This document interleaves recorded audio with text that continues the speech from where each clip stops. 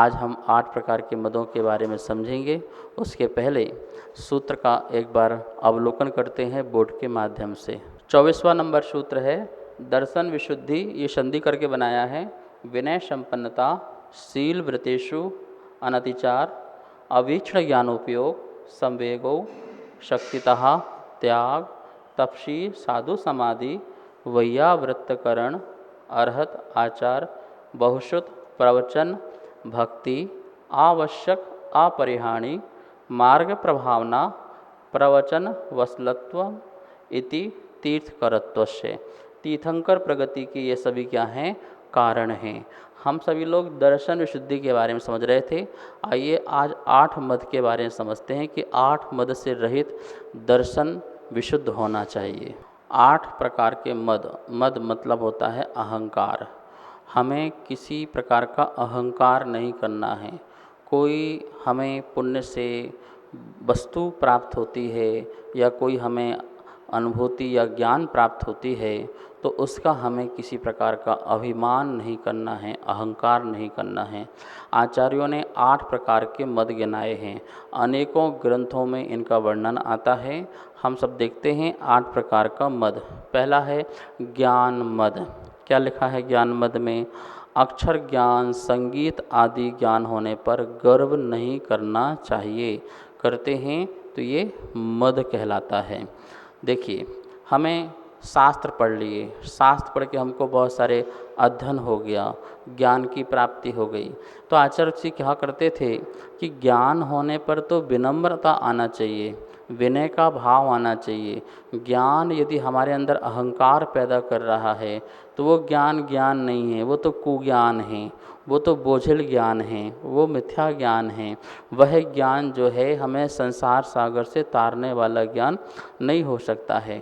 किसी को लौकिक जीवन में भी अनेक कलाओं का ज्ञान हो जाता है, किसी को संगीत का ज्ञान हो जाता है, कोई डॉक्टरी पढ़ा करके डॉक्टरी का ज्ञान हो जाता है, कोई साइंटिस्ट बन गया तो उसको विज्ञान का ज्ञान हो जाता है। अनेक अनेक फील्ड में रहने वाले व्यक्तियों के अनेक अनेक प्रकार के ज्ञान हो जाते हैं। तो ज्ञान से हमें सुख मिलना चाहिए, पर सुख कब मिलता है? जब हम अहंकार नहीं करते हैं, उसमें हम सरलता रखते हैं, विनम्रता के परिणाम रखते हैं। लेकिन आजकल देखा क्या जाता है कि थोड़ा सा भी ज्ञान हो जाता है वो अपने आप को बहुत बड़ा ज्ञानी मानने लगता है, बहुत बड़ा पंडित मानने लगता है। 1-2 विधान कराने सीखने वाला भी अपने आप को बहुत बड़ा विधानाचार मान लेता है। 1-2 पंचकल्याण कराता है तो सोचता है मैं ही बड़ा प्रतिष्ठाचार हूँ, मेरे से कोई बड़ा है ही नहीं है, बाकी सब बेकार हो जाते हैं।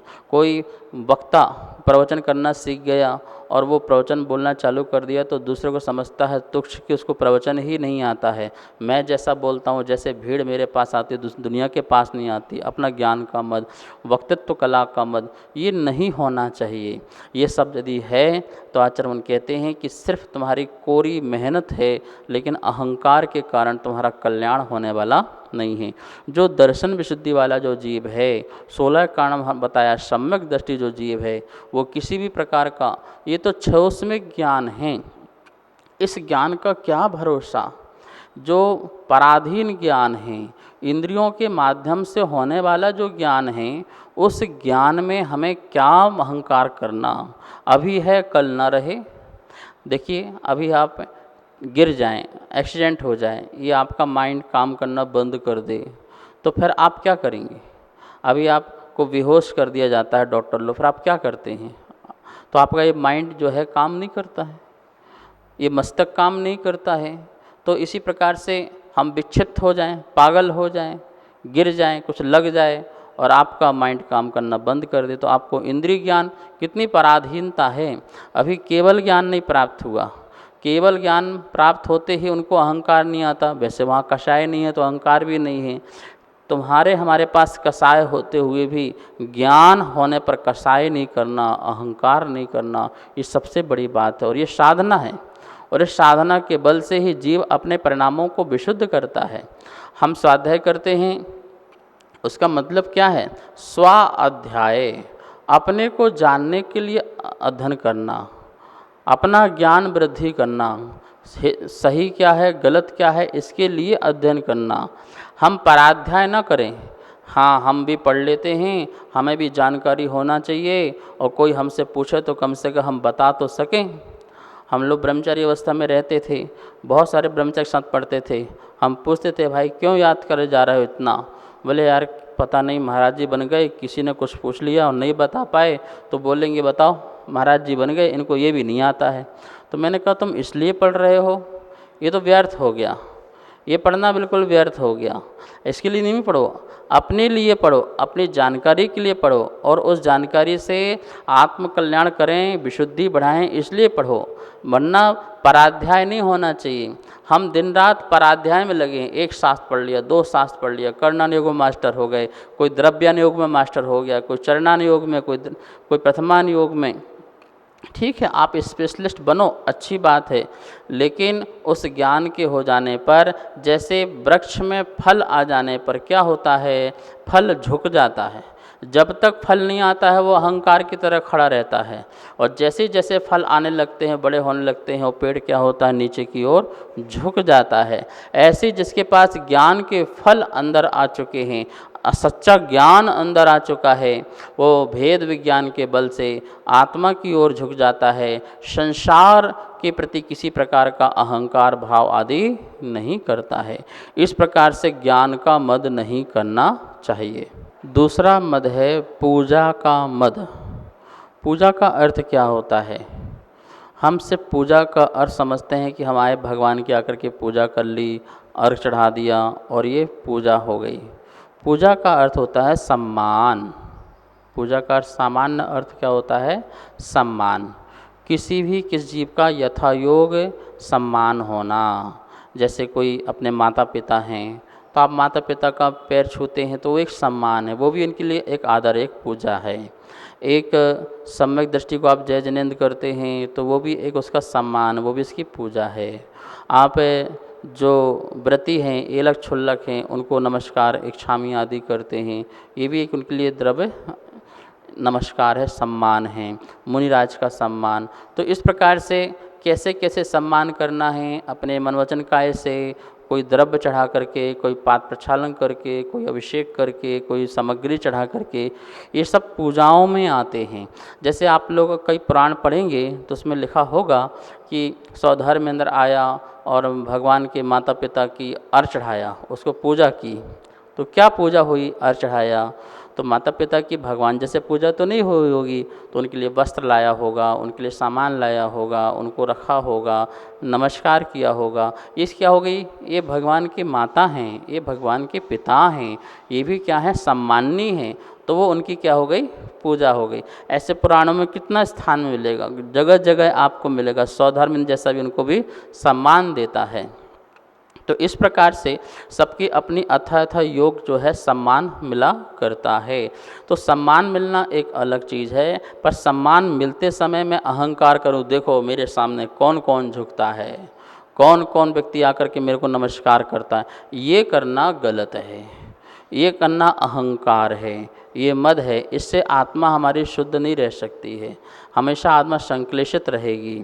तो यहाँ बोला गया है पूजा का मद नहीं होना। कोई हमारी द्रव्य आदि भेंट करके, ये द्रव्य आदि से पूजा करता है या सम्मान करता है, उन सब में समता का भाव रखना। जैसे मुनिराज हैं, अब मुनिराज के लिए कोई व्यक्ति आकर के अर्घ उतार रहा हो, आरती कर रहा हो, और मुनिराज अंदर से सोचे कि देखो कितना जगत मेरा सम्मान करता है और कितना मुझे पूजा पाठ कर रहा है, और अहंकार में फूल जाएं, तो वो मुनिराज बैठे तो हैं शरीर से, अंदर से गिर गए।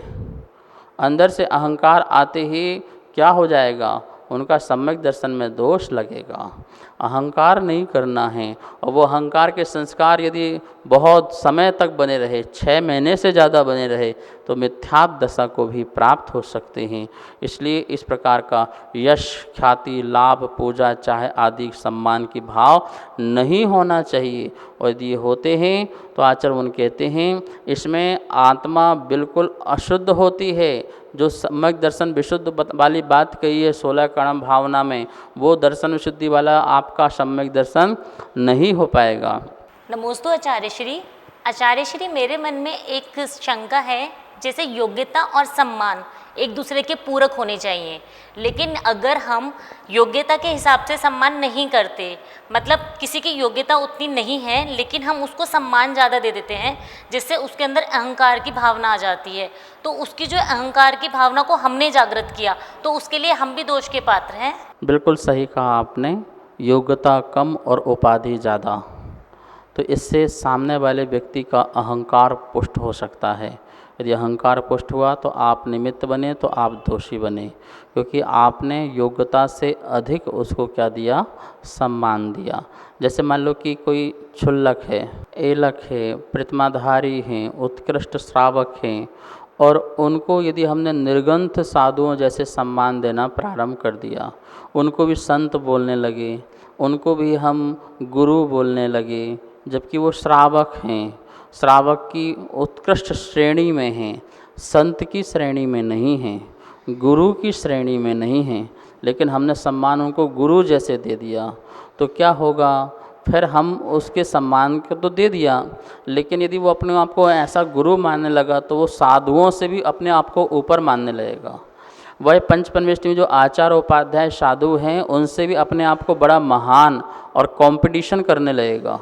जैसे आचार्य साधु उपाध्याय उपदेश देते हैं, शिष्य परंपराएं बनाते हैं, शिष्य दीक्षाएं देते हैं आदि, वह कार्य करने लगेगा। क्यों? सोचेगा अब मुझे संसार में बहुत ख्याति मिलती है, लोग मुझे सम्मान देते हैं। देखिए जैसे सिंहासन है, तो सिंहासन में हम निर्ग्रंथ गुरुओं को बिठाते हैं, हमारे भगवान अरहंत भगवान सिंहासन में बैठते हैं, लेकिन अब वस्त्रधारी भी उसी सिंहासन में आके बैठने लग जाएं, वो क्षुल्लक क्षुल्लिकाएँ भी आकर के सिंहासन में बैठने लग जाएं, तो अब सोचिए कि सम्मान क्या रह गया, क्या सम्मान रह गया? योग्यता के अनुसार सम्मान नहीं हुआ है। इसलिए योग्यता के अनुसार हो। यदि अपन ने ज़्यादा दिया और उनके अंदर अहंकार आ रहा तो आप भी दोषी हैं। आपने ऐसा कार्य किया उनको ऊपर लाने का। जो जहाँ जिस कैटेगरी का है उसको उस रूप ही सम्मान दें। जैसे हम आहार दान में एलक क्षुल्लक का स्थान अलग, मुनि का स्थान अलग, इस प्रकार से पात्रता के अनुसार ही हमें उनकी यथाविधि कार्य करना चाहिए। ऐसा नहीं है कि हम मुनि को जो है वो आचार्य जैसे सम्मान देने लग जाएं और फिर एलक क्षुल्लक को मुनि जैसे सम्मान देने लग जाएं। इससे अहंकार हो सकता है और हो ही जाता है, और ये बिल्कुल भी उचित नहीं है। अब जैसे अपने मंदिरों में कि सम्यक दृष्टि देवी देवता विराजमान होते हैं, अब उनका सम्मान किस प्रकार का होना चाहिए और वीतराग भगवान का सम्मान कैसे होना चाहिए? तो दोनों में अंतर है ना। हम भगवान के लिए क्या करते हैं, अभिषेक करते हैं, दंडवत नमस्तु करते हैं, उनकी आरती उतारते हैं, अर्घ चढ़ा करके अपने कल्याण की भावना रखते हैं, तो ये वीतराग भगवान का यथायोग सम्मान है, जैसी विधि से होना चाहिए। और वही सम्मान यदि हम क्या बोलते हैं देवी देवताओं का भी करते हैं तो इसमें वीतराग भगवान का अपमान है। और कहीं मिथ्या दृष्टि देवी देवता मिल गए और उन्होंने सोचा कि देखो अब तो मेरे भी पूजा ऐसी होने लगी, तो उसका अहंकार बढ़ सकता है, ठीक है ना। तो इस प्रकार से हमें यथा योग्य ही सम्मान करना चाहिए, जितनी योग्यता है उतनी ही उपाधियाँ।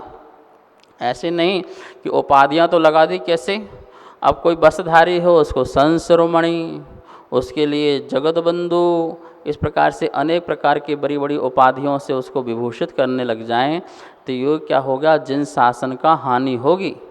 तो ऐसा कार्य नहीं करना कि जिससे लोगों को अपने पूजा सम्मान आदि का अहंकार होने लग जाए और उसकी दुर्गति का कारण हो जाए। तो आप उसकी दुर्गति का कारण बने तो आपको दोषी, और वो अभिमान करे तो वो भी दोषी। दर्शन विशुद्धि दोनों की कमी हो जाएगी। अब तीसरा मद है कुल का मद। कुल का मद मतलब क्या है?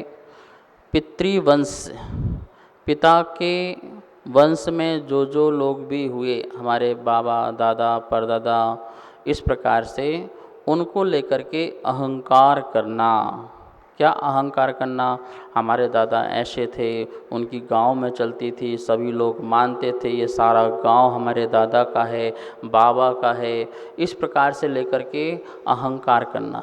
क्या अहंकार करना? किसका सामान, किसका गांव, क्या रह गया है, सब यहीं छूट जाता है। जगत में कोई व्यक्ति कोई एक परमाणु भी लेके नहीं आता है और एक परमाणु भी साथ लेकर के जाता नहीं है। ठीक है, सब यहीं छूट जाता है। अपने पाप और पुण्य के कर्म लेके आता है और उन्हीं कर्मों को जैसे यहाँ किया है उसको लेके संसार में जाता है। ये बाह्य वैभव जगत का सब यहीं छूट जाता है। लेकिन हम क्या करते हैं, अपने वंशों का, मैं इक्ष्वाकु वंश हूँ, मैं उग्र वंश का हूँ, और अब तो ये वंश की बातें नहीं होती, अब तो किस वंश की बात होती है कि मैं पल्लीवाल हूँ, मैं अग्रवाल हूँ, मैं खंडेलवाल हूँ। इस प्रकार से कितने प्रकार के ये गोत्र बन चुके हैं। उन गोत्रों को लेकर के मैं मित्तल हूँ, मैं गर्ग हूँ, मैं ये हूँ, मैं वो हूँ, और मेरे पिताजी खंडेलवाल थे, उनका ये ऐसा था वैसा था। तो वंशवाद आदि का लेकर के अहंकार करने वाले जो व्यक्ति होते हैं उसकी विशुद्धि नहीं बढ़ सकती। क्यों? क्योंकि पर में अटका हुआ है, वो अभी परिवार में अटका हुआ है। अभी परिवार की परंपरा से इतनी ज़्यादा उसकी लगाव है, इतना टच है कि जिसके कारण सम्यक दर्शन में उसके दोष लग रहा है। सम्यक दर्शन तो कह रहा भैया परिवार था, उसकी स्वीकृति हम मानते हैं, लेकिन उसके अहंकार को हम नहीं मानते हैं। अहंकार करना अच्छी बात नहीं है। कौन यहाँ पर आए सब चलेगा, राजा राणा छत्रपति हातिन के अशवार सब एक दिन आए और सब चले गए। बड़े बड़े राजा महाराजा हुए। अब जो चक्रवर्ती के बेटे हैं वो अहंकार करें कि आप जानते नहीं हो मैं किसका बेटा हूँ। उनका पोता ईमान करे आप जानते नहीं हो मैं किसका पोता हूँ, जिसके नाम से ये देश का नाम पड़ा हुआ है, ऐसे भरत चक्रवर्ती का मैं पोता हूँ, ऐसा अहंकार करे तो उसको अहंकार से मिलेगा क्या? क्या मिलेगा? तो आचार्य मन कहते नहीं, अपने वंश का भी अहंकार नहीं करना कि देखो मैं अच्छे वंश में पैदा हुआ हूँ, मैं उच्च कुल में पैदा हुआ हूँ, और लोगों को तुच्छ समझना। क्यों अहंकार करते हैं लोग व्यक्ति? क्योंकि दूसरों को तुच्छ बताने के लिए।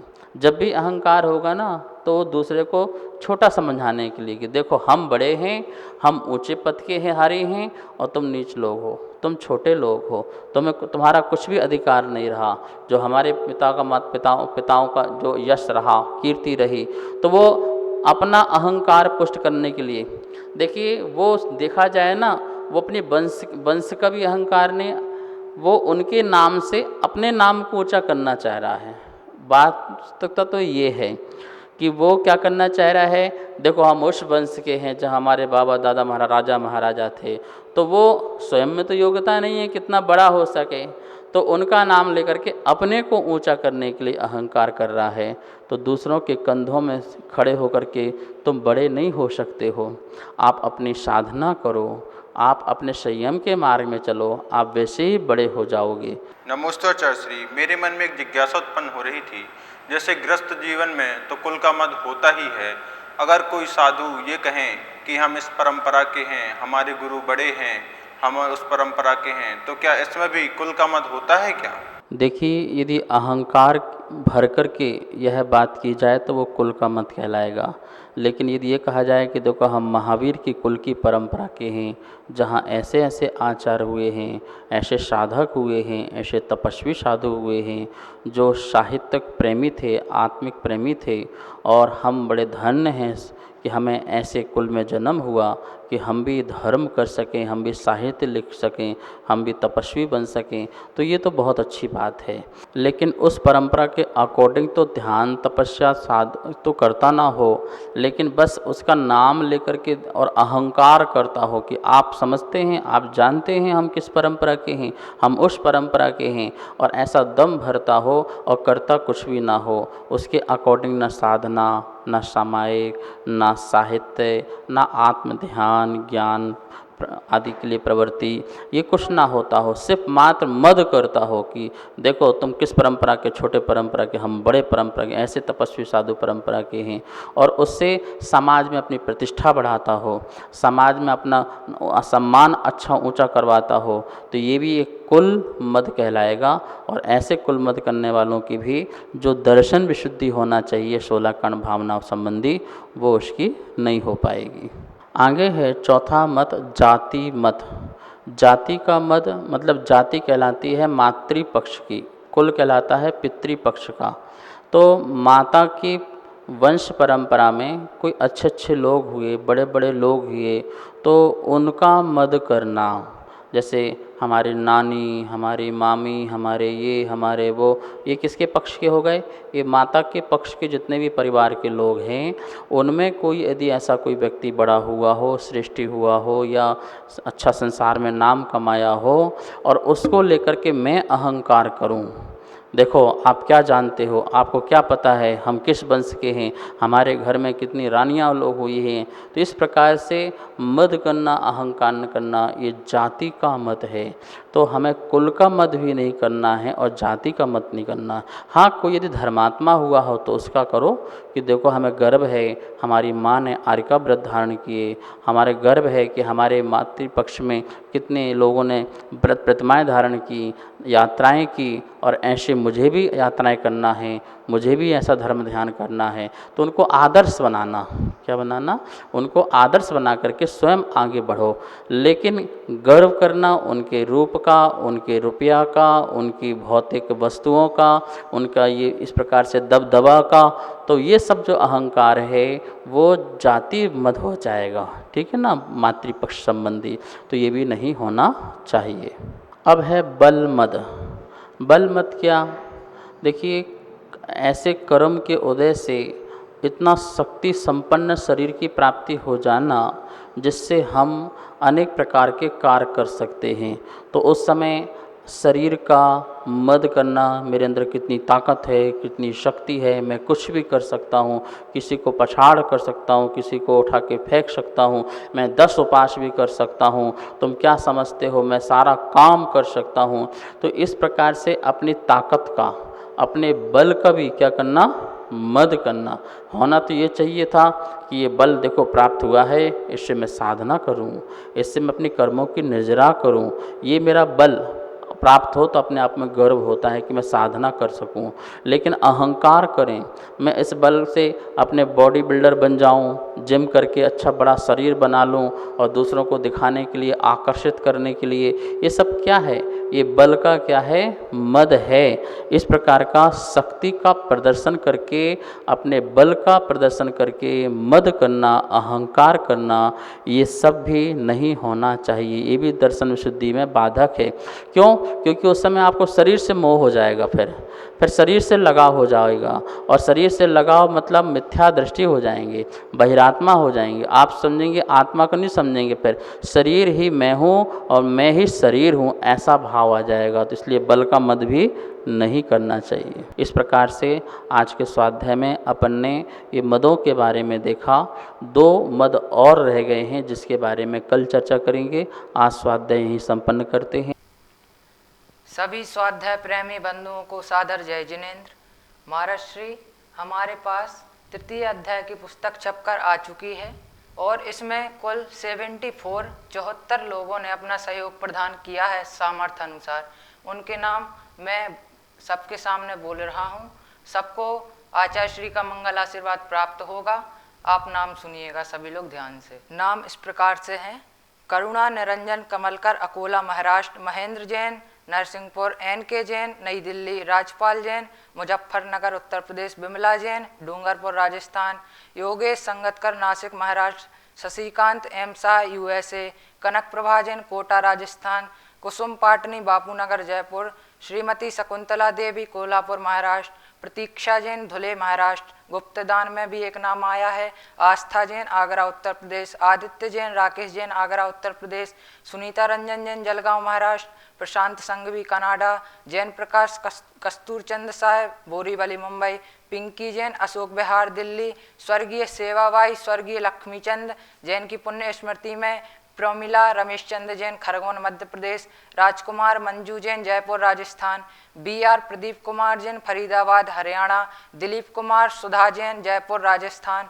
गुलजारी लाल ललित कुमार जैन, गया बिहार; बेला बेन हिमांशु भाई साहब, मैत्री श्रेयांश, सूरत गुजरात; जागृति साह, कनाडा अमेरिका; निखिल जैन, शास्त्री नगर मेरठ; मंजू जैन, फरीदाबाद; सुशील जैन, शास्त्री नगर मेरठ; सुजाता जैन, पुणे महाराष्ट्र; भरतेश राजकुमार दोषी, सतारा महाराष्ट्र; पवन कुमार कल्पना जयपुर राजस्थान से; डॉक्टर जितुरंक मगन, जलगांव महाराष्ट्र; सुलोचना जैन, कोलकाता वेस्ट बंगाल; सरस्वती विजया कुमार मैसूर कर्नाटक, सुरेंद्र कुमार मैसूर कर्नाटक, पलाश जैन जबलपुर मध्य प्रदेश। स्वर्गीय तारा देवी की पुण्य स्मृति में पुत्री सुनीता जैन अलवर राजस्थान, भागचंद सुराणा इंदौर मध्य प्रदेश, सौरभ जैन पिताश्री हीरालाल जैन उदयपुर राजस्थान, कोकिला बहन सुरेश भाई शाह अहमदाबाद गुजरात, अरुण चंद्र कल्याण चंद्र खावड़े औरंगाबाद महाराष्ट्र, नारायण प्रभा चंद्र प्रकाश शाह ठाणे महाराष्ट्र, राजेंद्र गंगवाल मध्य प्रदेश इंदौर से,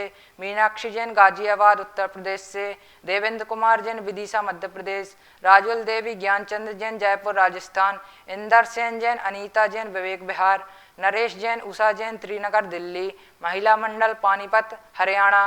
गुप्तदान में एक नाम मोराया है।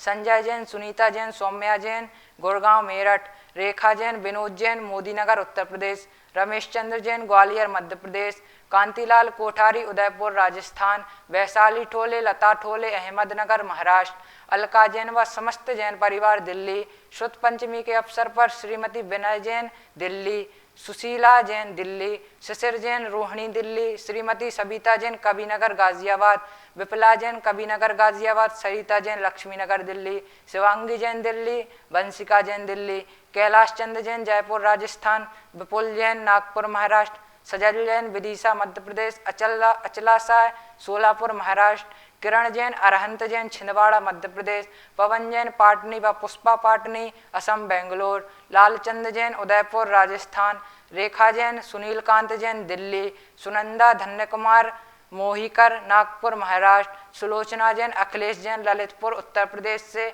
इस प्रकार से कुल हमारे पास 74 नाम आए थे जिन्होंने अपनी शक्ति और सामर्थ्य के अनुसार अपने सहयोग प्रदान किया है। आचार्य श्री आप सबको मंगल आशीर्वाद प्रदान करेंगे। शास्त्र दान में जिन महानुभावों ने सहयोग किया है सबको मेरा बहुत बहुत आशीर्वाद है।